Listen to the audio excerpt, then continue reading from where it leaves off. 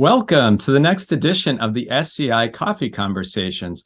This is a great opportunity for me to go back and connect with people who have been a key part of the SCI social capital building story over the past 20 years. And for today, we are going all the way back, probably even more than 20 years, because today we're talking to Dain Perry, who among many things he has done, he is our founding board chair. So hello, Dain, and thanks for joining. David, hello, and I'm delighted to be here, and congratulations on the 20 years. That's one heck of an accomplishment. Well, thank you. And, certainly the term social capital plays out in many ways, but those connections and those connections to supporters and people like yourself that have, relationships I had before starting the organization and that got behind the organization. We wouldn't be here talking about 20 years if it weren't for that kind of social capital. So thanks for joining to reflect with me.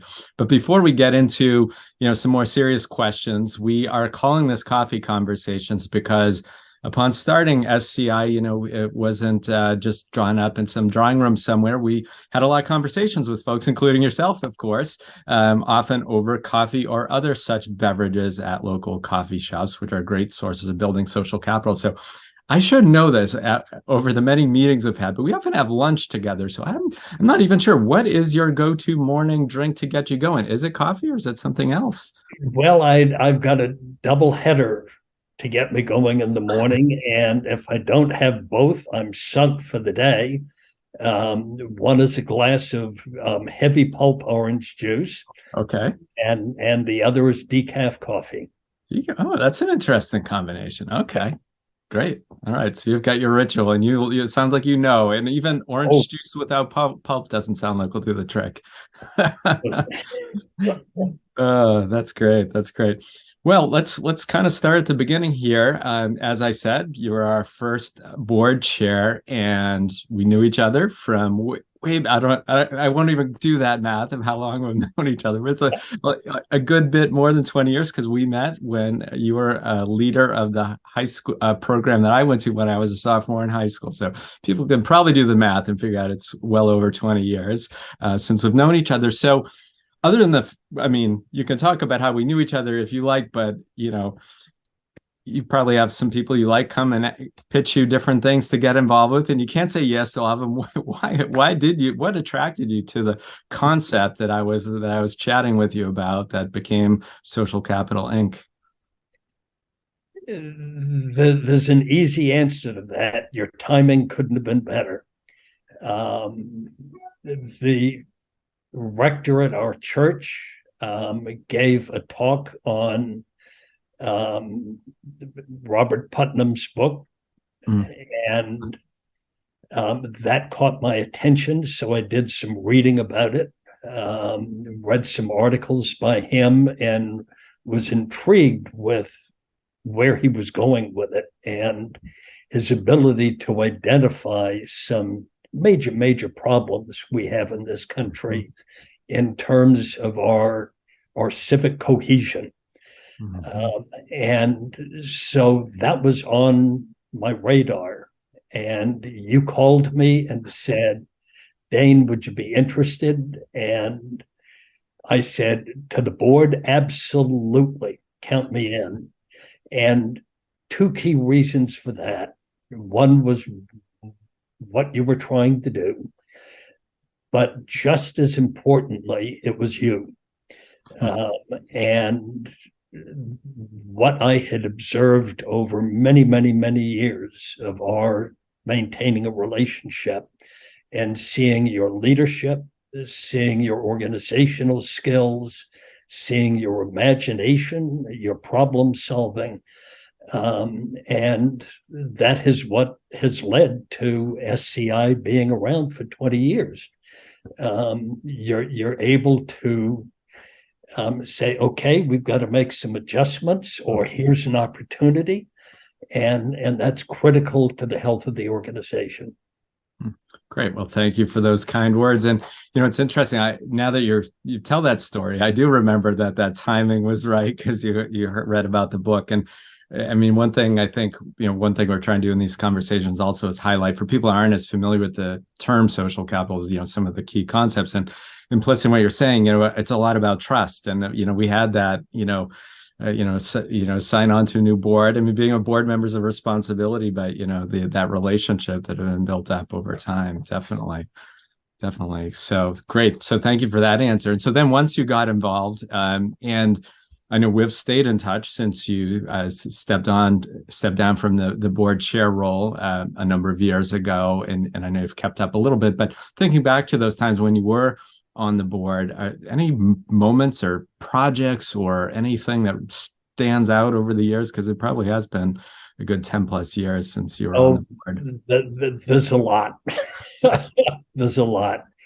But the one that I think stands out the most is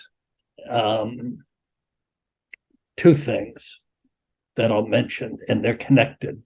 One, the first is getting that 3-year grant from the Boston Globe. Mm-hmm. That, if I remember correctly, was the first major grant that we had gotten. Mm-hmm. And it also put us in with the big players in the foundation world, right. And gave us credibility that perhaps before we would not have had. So that was one thing. That was a huge win.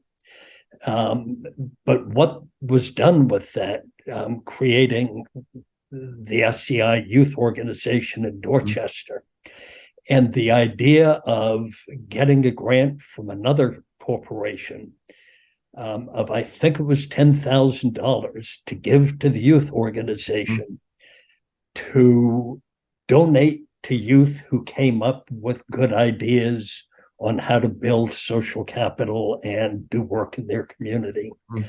And I love that concept of teenagers approaching other teenagers saying, come up with an idea that's exciting.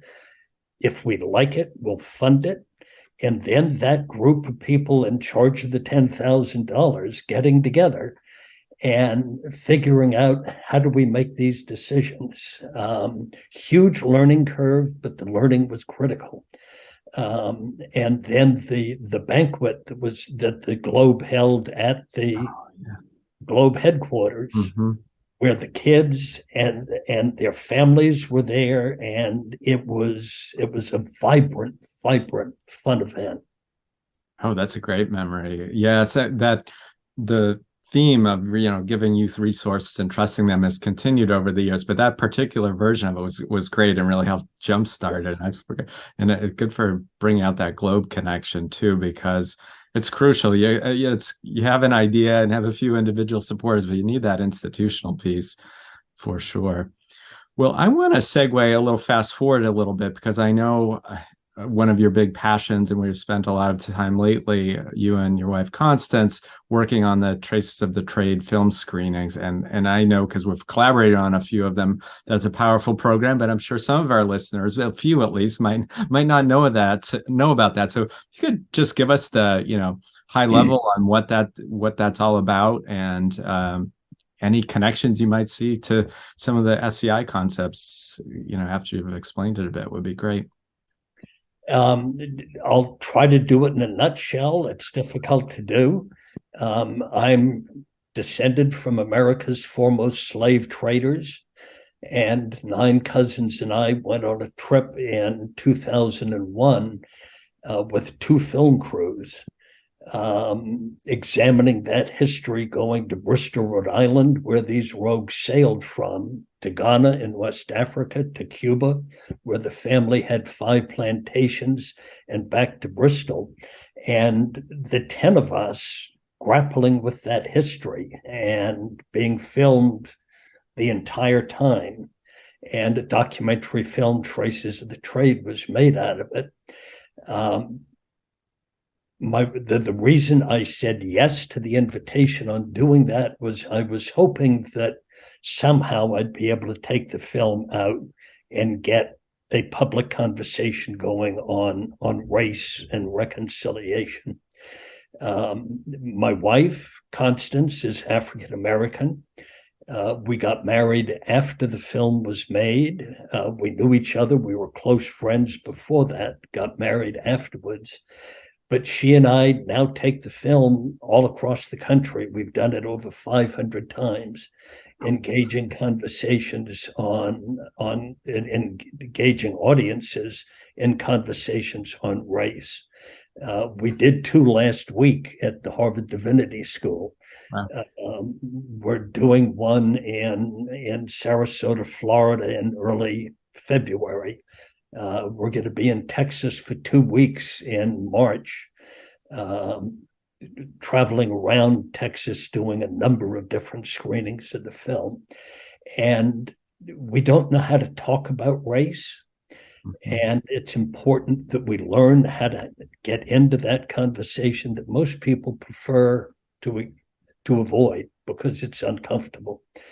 How it connects with SCI is what we get people doing during those conversations is telling their personal stories. Mm-hmm. We've got a very special technique that we use that opens that door for folks. And telling their personal stories with regard to race and racism. And it's only by sharing our stories and hearing the stories of others that we are able to finally get in touch with what the challenges are, truly are, with regard to race and racism. And that's what SCI is all about, developing community. Yeah. And it's through that sharing of our stories that we're able to develop community. So what we have done in those screenings is, for a couple of hours, we develop a community of people sharing their stories. Mm-hmm. Yes, and I probably 2 or 3 times have partnered on that, and it's very powerful. And by the way, we'll include a link, and I can follow up with you afterwards about the best link to share as we share this conversation out so people can get more information.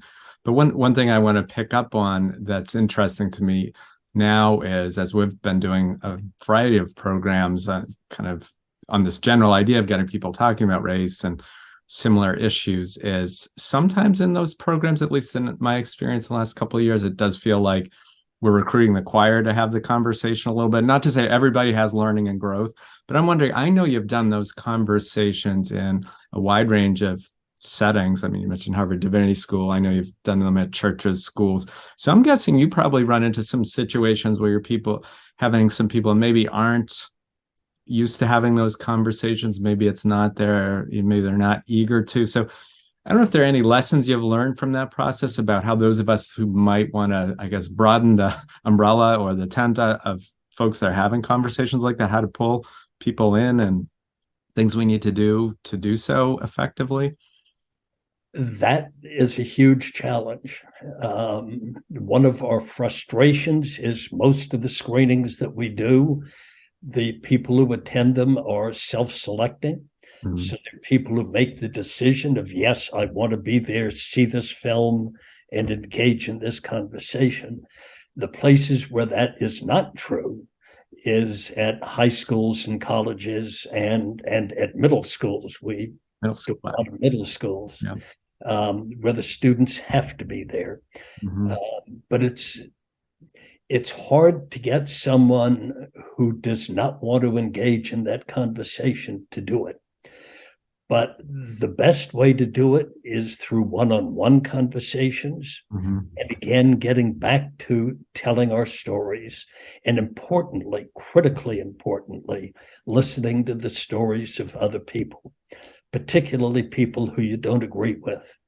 It's hard to do, but it's important that we listen not only with open minds, but we listen also with open hearts and not only open ears, but open minds and open hearts.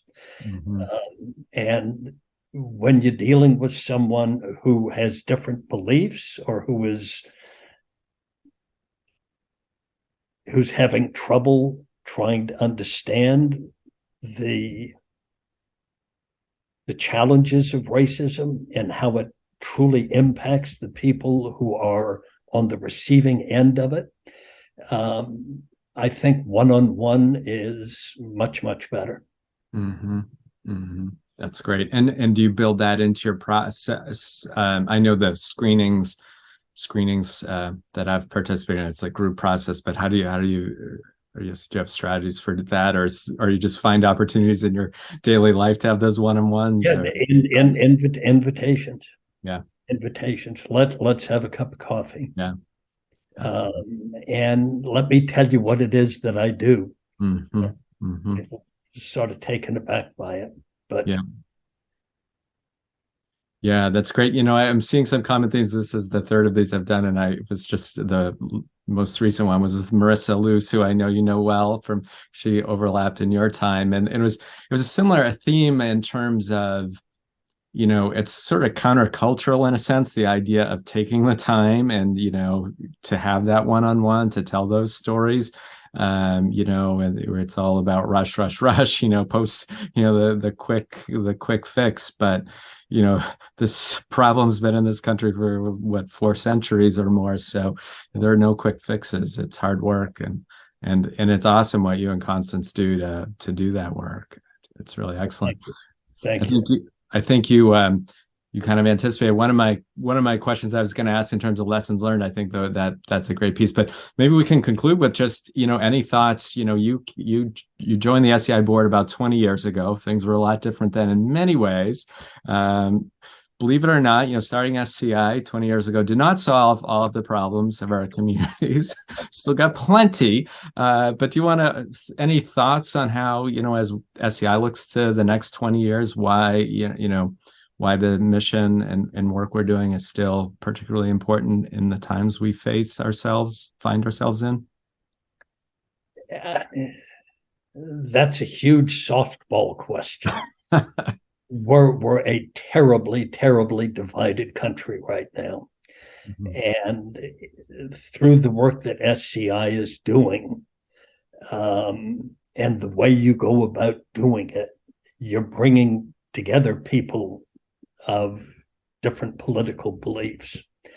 And it's so important that we find ways to bring people together. And again, to share their stories and to be heard. Mm-hmm. We all have something to teach, but we all have something to learn. And a lot of us don't realize that we have learning that we have to do. Right. And understanding each other, understanding why the beliefs are there, where they came from, asking, gee, that's interesting, tell me more. Mm-hmm. That is an outstanding question to ask people. Yeah. Even if it's something you terribly disagree with. Gee, that's interesting, tell me more. And you get a sense of what's behind it, because with all of it, there's something behind the attitudes and the beliefs. Mm-hmm. Racism in particular, there's not a soul on the face of the earth who was born a racist. It's a learned skill. And it normally comes through the family. And we see people at screenings that we do, they get up and tell their story about the racism they saw in their family or in their school or in their church. Hard to believe, but in their church or on their athletic teams. And we need to learn to speak out out about it when we see it. Mm-hmm. Great. Yeah, well, that's an excellent answer to wrap with. And I think you also could do a side thing of kind of coaching people for conversations around the holiday table, thinking we're always talking about how to deal with the tough questions around Thanksgiving or other holidays. I mean, Uncle Fred and Aunt Susie. Exactly. Well, it's been great catching up and so fun to hear your reflections and to bring back some memories, and that's some of those early days and some of those projects. So we've done a lot in 20 years, and sometimes you just think about the most recent, but there's been some good stuff when we dust off the archives. Much of the archives, we do have some stuff back at the office, but the best archives we have are the folks that have been involved up here. So Thank you so much for sharing. And Well, delighted to. And again, congratulations on 20 years. And are you up for another 20? Or are you going to have to look for a successor 19 oh, years from now? I'll take the fifth on that. It's interesting. I don't know about another 20, but we are going into, I think, the next 20 years with a lot of new programming, new momentum and energy. And I think I may have told you this when we met before. It's great that sometimes in the early years, the real sort of thought partners I had were especially like board members or community partners, but we had a small staff and a lot of, particularly based on AmeriCorps members, who great energy and energetic, but not necessarily a lot of experience. We've really been starting to build a team that's really, includes some folks with some great experience and perspective. So I know some leaders just want to be, dictating everything, but it's energizing to be working with a team of folks that are talented and bring good ideas to the table. So it definitely is good. Gives a good wind in our sails as we go into the next 20 years for sure. Wonderful. Wonderful. Cool. Well, I've enjoyed it and good to see you. All right. Great to see you.